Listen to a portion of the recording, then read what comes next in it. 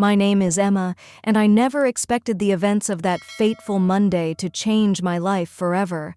I had been working at a mid-sized tech company for over 5 years, putting in countless hours and contributing ideas that shaped much of what we did. But it wasn't until one morning that I realized how little my hard work was valued by my boss, David. David had always been a bit clueless when it came to recognizing the potential within his team, but I had learned to roll with it.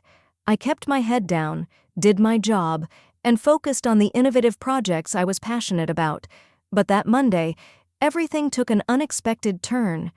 It started like any other Monday morning, a long, coffee-fueled rush to the office, emails to respond to, and meetings to attend. But just a few hours into the day, I received an unexpected email from David.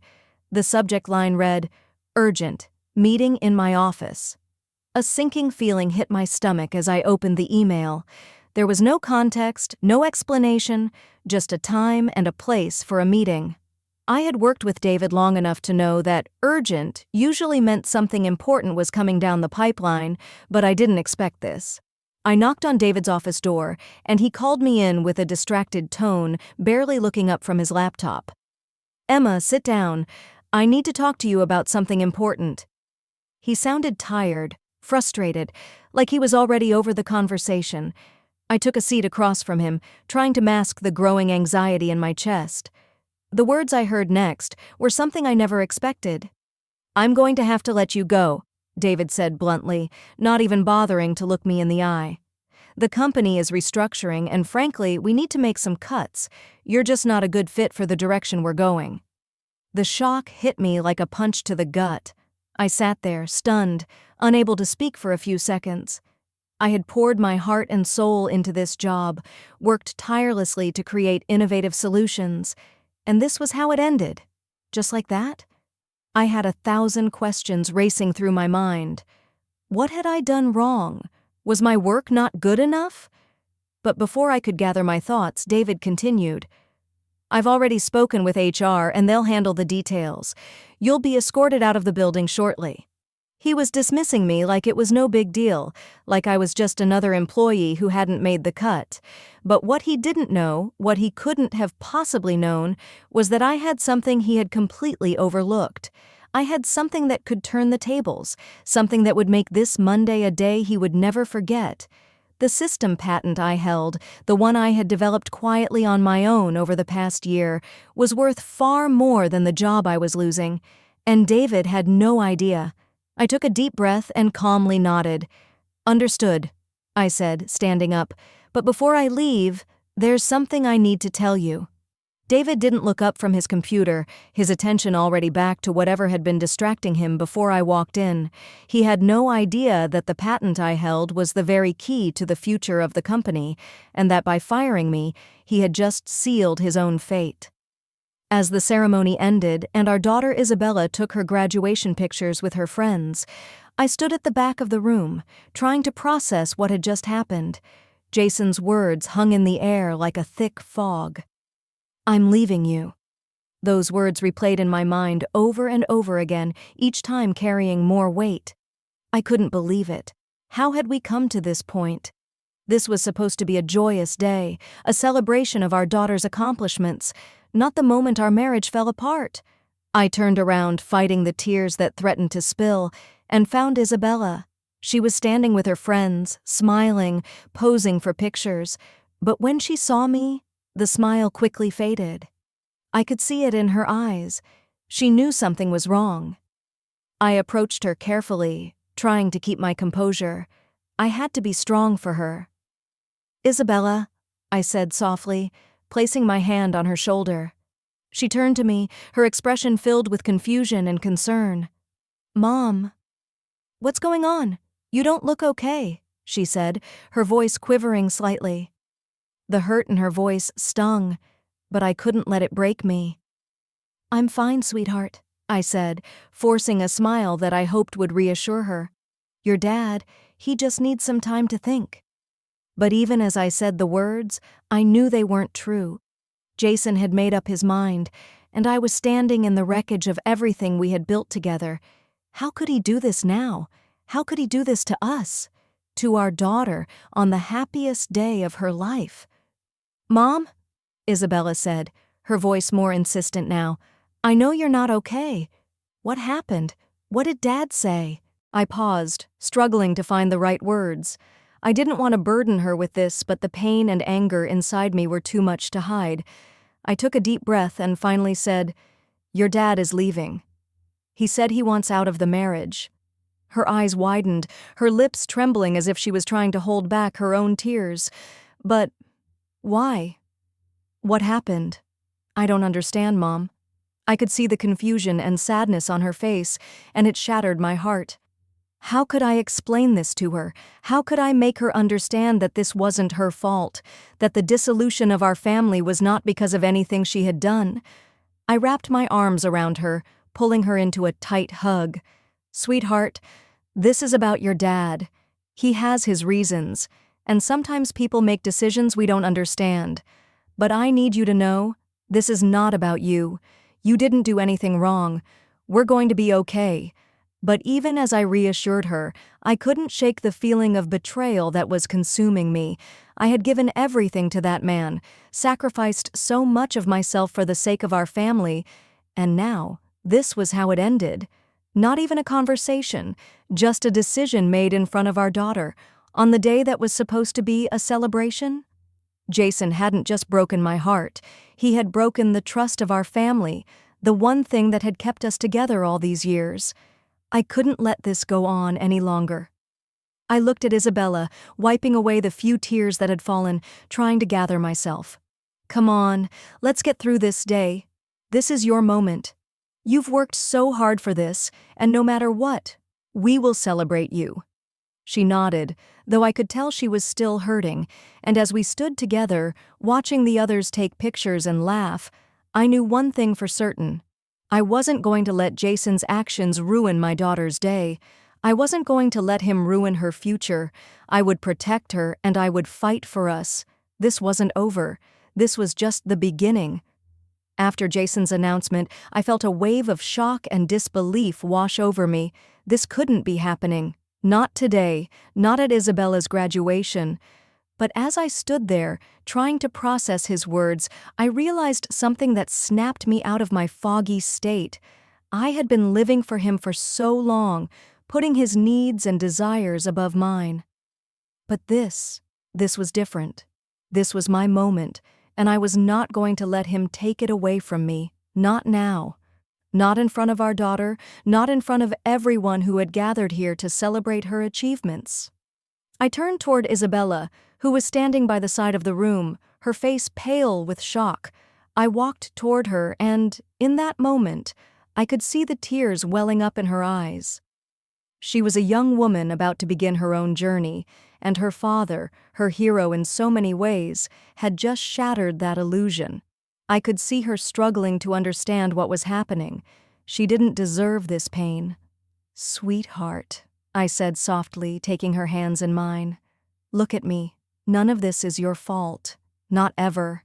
Today is about you, about celebrating you. You've worked so hard to get here, and I won't let anyone, not even your father, take that away from you." Isabella looked at me with uncertainty, her voice trembling. "But Mom, why? Why is he leaving? We were supposed to be a family." I wiped away the tears that had started to form in my own eyes. "I don't know, honey. I really don't. But I promise you this, we are a family, you and I, and no one can take that from us." I stood there for a moment, holding her close, the weight of Jason's words still hanging in the air. But I knew this. I wasn't going to be a victim of this situation. Not anymore. I had been strong for so long, and now it was time to be strong for Isabella. She needed me, and I would be there for her, no matter what. Turning to face Jason, who was still standing there, looking like a man who had just made the biggest mistake of his life, I took a deep breath. I couldn't let him do this to us. "You don't get to walk away from this family without consequences, Jason," I said, my voice firm now, filled with the strength I didn't even know I had until that moment. "You don't get to announce you're leaving us and think it's just going to go unnoticed. You'll have to explain yourself to Isabella, not just me. And you'll do it now. Jason's face flushed with anger. Bianca, this isn't the time. No, I interrupted, stepping forward. It's exactly the time. You made your choice, and now you have to face the consequences. I won't stand by and let you do this to us. Not today, not on her day, not anymore. His eyes flickered with what I could only describe as panic. For the first time, Jason wasn't in control. I had always been the one to back down, the one to make things right for everyone, but not anymore. I wasn't going to fix this. Not for him, not for anyone but myself. The room was still silent, the tension so thick you could cut it with a knife. Everyone was waiting for Jason to say something, to apologize or explain himself. But he didn't. He just stood there, and it was clear that he wasn't prepared for what was happening. For the first time in our marriage, Jason was the one caught off guard. And that's when I realized something. This wasn't about him anymore. This was about me. This was about Isabella and me taking back control of our lives. I turned back to Isabella, who was still watching us, her eyes filled with confusion. "Sweetheart," I said softly, "let's go home. We don't need him to ruin this day. We've worked too hard for it, and you've earned this moment." Isabella nodded, wiping her tears, and we walked out of the room together, leaving Jason behind. It wasn't a victory, not yet, but it was the first step in reclaiming our lives. The room felt suffocating. I was still reeling from Jason's sudden announcement, and Isabella, our daughter, was just as stunned. She had always looked up to Jason, and now, in front of everyone, he had shattered her image of the father she once admired. I couldn't even look at him without feeling a deep sense of betrayal and hurt. But then I looked at Isabella. She was the only thing that mattered now. No matter what Jason said or did, I couldn't let her see me crumble. I had to stay strong for her. She needed to know that we could still get through this, no matter how painful it felt. "Mom, what's happening?" Isabella asked quietly, her voice trembling. She was standing by the table, looking from Jason to me, not fully understanding the gravity of what had just happened. I walked over to her, my heart breaking for her. I took her hands in mine, looking her in the eye. "Sweetheart," I said softly, "I know this is hard. I know it doesn't make sense right now, but this is not your fault. Your dad and I, we have our own issues to work through, and you don't have to carry this burden." "But why, Mom?" she asked, tears welling up in her eyes. "Why would he do this? Why would he leave us? Today of all days?" I didn't have the answer, but I wasn't going to let Jason's selfishness define us. I had learned over the years that life isn't always fair. People hurt you, they disappoint you, but that didn't mean you had to let them destroy your spirit. I couldn't change what Jason had done, but I could control how I reacted to it. I pulled Isabella into a tight hug, holding her close as she cried against my shoulder. "We're going to be okay, I promise," I whispered, stroking her hair. "I'm not going anywhere, and neither are you. We have each other, and we'll get through this together." As I looked over at Jason, who was standing by the door, arms crossed, there was a flicker of guilt in his eyes. But it wasn't enough. It wasn't enough to undo the damage he had caused. He hadn't just hurt me. He had hurt our daughter too, and that was something I couldn't easily forgive. He had no right to destroy our family for his own selfish reasons. "I think it's time for you to go, Jason," I said firmly, my voice unwavering. "You've made your decision. Don't make it worse by dragging this out. Take what you need and leave. I'll take care of the rest." He hesitated for a moment, then finally turned, heading toward the door without a word. I didn't try to stop him. The man who had once been my partner in life, the father of my child, was walking away without a second glance. But I was no longer the woman who would chase after him, begging for answers. I watched him leave and then turned back to Isabella, who was still holding on to me. This was my moment to rise, to show her what it truly meant to be strong, even when the world seemed to crumble around you. As the door closed behind Jason, I knew that this wasn't the end of our story. It was just the beginning of something new, something better. And no matter how hard the road ahead might be, I was ready for it. The tension in the air felt suffocating. Jason stood there, his anger rising, his face flushed with emotion. I stood frozen, unable to process the whirlwind of emotions crashing over me. How had we gotten to this point? How had our life together been reduced to this painful moment, played out in front of our daughter and family? This was supposed to be a day of joy, a day of pride for Isabella, and now it was tainted with anger and betrayal. Isabella, who had been standing quietly, clutching her diploma, looked between Jason and me, her face a mix of confusion and fear. "Dad, what's going on?" she asked, her voice trembling. Jason didn't answer immediately. His eyes were wild, like a storm brewing inside him, and I knew that he wasn't thinking clearly. He had been holding this in for so long, and now that he had let it out, there was no stopping him. The words he said next were even worse than the ones before. "You never understood me," Jason shouted, his voice cracking. "I've been living a lie, Bianca. I've been pretending to be someone I'm not for years, and I can't do it anymore." His words hit me like a slap across the face. All the years I had spent supporting him, loving him, building our family, and now he was telling me it had all been a lie. My mind was spinning, trying to make sense of what he was saying, but there was nothing to make sense of. He had made up his mind. All of this life, this marriage, this family, it's been a burden, he continued, pacing around the room like a man possessed. "I don't know who I am anymore, and I've been hiding behind you and everything you've done for so long." It felt like the floor had been pulled out from under me. I had given him my love, my time, my everything, and this is how he was repaying me? By calling me a burden? By abandoning our family on our daughter's most important day? Tears began to sting my eyes, but I held them back. I wasn't going to let him see me break. Not now, not in front of Isabella. She needed to see me strong, even if I didn't feel strong. I wasn't going to let Jason steal this moment from us. I wasn't going to let him tear our family apart in front of everyone. "Jason, enough!"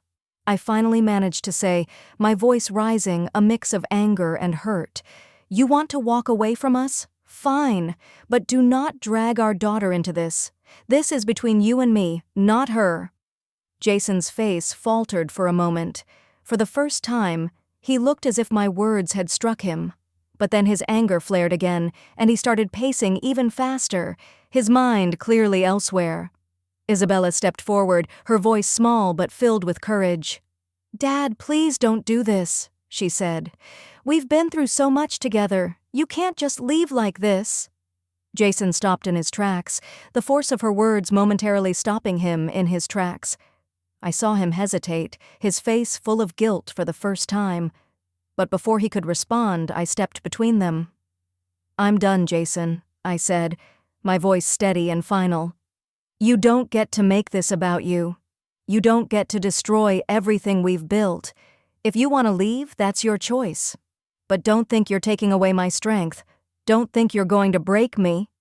For a moment, there was silence. Jason stood there staring at me, unable to say anything more.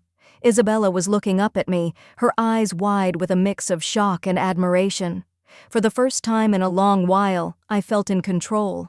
I had taken the power back from Jason, and I wasn't going to let him drag me down any longer.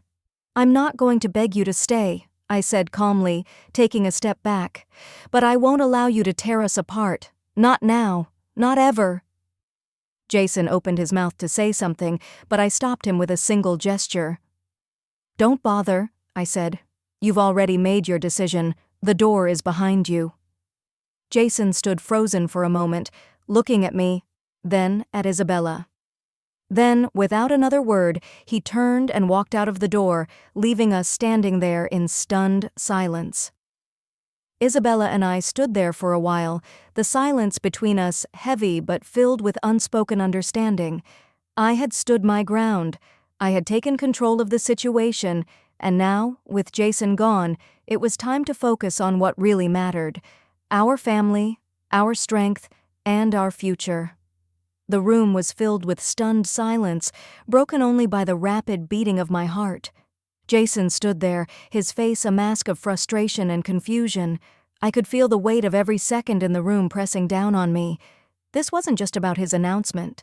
This was about everything that had been unsaid for years. The growing distance, the missed opportunities, the unspoken resentment. I took a deep breath and turned to face him, no longer allowing the hurt to define me. I wasn't going to let this man decide my future anymore. "Jason," I began, my voice steady but firm. "This isn't how you handle things. This isn't how you treat the people who've been by your side for 20 years. He looked at me with those cold eyes, as though my words were meaningless. He was ready to walk away without understanding the full impact of what he was doing, but I wasn't going to let him. "I don't know what you think you're doing, but I can tell you one thing, Jason," I continued, my words now more confident than I ever thought they could be. "This is my life, and I don't need your permission to live it. Not anymore." His eyes widened, and for the first time in ages, I saw a flicker of doubt in his expression. Maybe he hadn't expected me to fight back. Maybe he thought I would crumble, but he had underestimated me. I was done living in his shadow. I turned to Isabella, who had been silently watching from the corner of the room. My heart ached for her, but I knew I couldn't let her see me fall apart. She needed to see her mother standing strong, someone who wouldn't let anyone tear their family apart. "Isabella," I called out softly, stepping toward her. "This isn't your fault, baby. Not one bit of this. You don't need to carry this burden." She looked at me with tears in her eyes, but I could see the strength growing inside her too. I turned back to Jason. "You've made your choice, and I've made mine. I've spent too many years putting your needs above my own. I've given everything to this family, but I've forgotten who I am in the process." Jason's expression faltered, but instead of apologizing, he just turned his back, walking toward the door without another word. As he reached for the handle, I felt a wave of relief wash over me. He was gone. I wasn't going to beg him to stay, and I wasn't going to plead with him to fix things. I had spent years trying to fix things that weren't mine to fix. I had spent years sacrificing my happiness, and now it was time to put myself first. As the door closed behind him, I realized that for the first time in years, I was free. I wasn't defined by Jason or by our broken marriage. I wasn't defined by the mistakes we had made together. I was defined by my ability to stand up and walk away. I turned back to Isabella, who was standing tall, her face full of determination. "We're going to be okay, honey. I promise you that." And in that moment, I knew I was right. We would be okay, because we had each other, and we didn't need anyone else to make us feel complete.